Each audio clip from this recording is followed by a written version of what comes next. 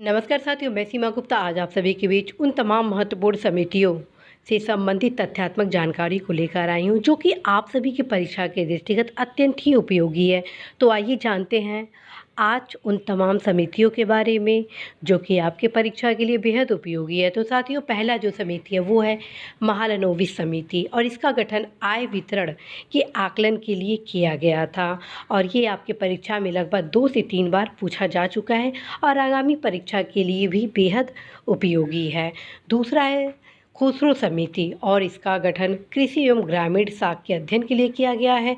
तीसरा है दांतेवाला समिति और ये बेरोजगारी अनुमान से संबंधित आकलन के लिए किया गया है। चौथा है सरकारी आयोग जो कि केंद्र राज्य संबंधों के विभिन्न पहलुओं के अध्ययन के लिए गठित किया गया था।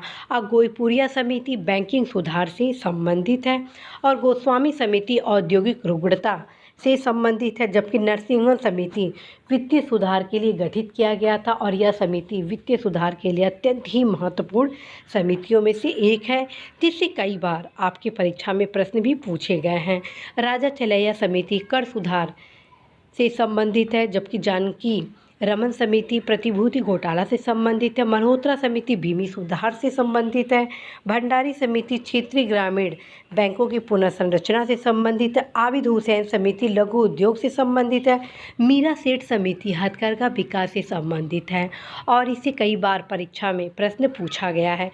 महाजन समिति का गठन चीनी उद्योग से संबंधित है। एस तारापुर समिति का गठन रुपए की पूंजी खाते में परिवर्तनीयता से संबंधित है और इससे भी कई बार प्रश्न पूछा गया है कि रुपए की पूंजी खाते में परिवर्तनीयता से क्या तात्पर्य है और तारापुर समिति में कौन कौन से ऐसे प्रावधान किए गए हैं जो अर्थव्यवस्था के संतुलन के लिए रुपए की पूंजी के परिवर्तन के लिए बेहद उपयोगी है। तो इस समिति के बारे में आप अच्छे से अध्ययन करेंगे। सुरेश तेंदुलकर समिति साथियों गरीबी आकलन के लिए गठित किया गया था।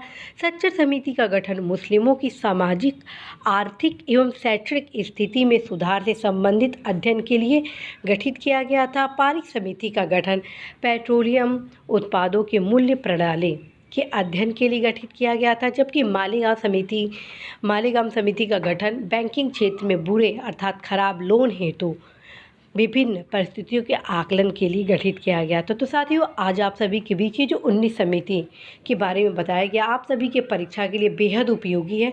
अवश्य इन सारे समितियों का आप अवश्य अध्ययन करेंगे और ध्यान रखें इन समितियों से सेपरेट क्वेश्चन भी पूछा जा सकता है, सुमेलित करने के लिए भी क्वेश्चन पूछा जा सकता है। तो दोनों तरफ से आप अवश्य ही तैयारी करेंगे। All the best.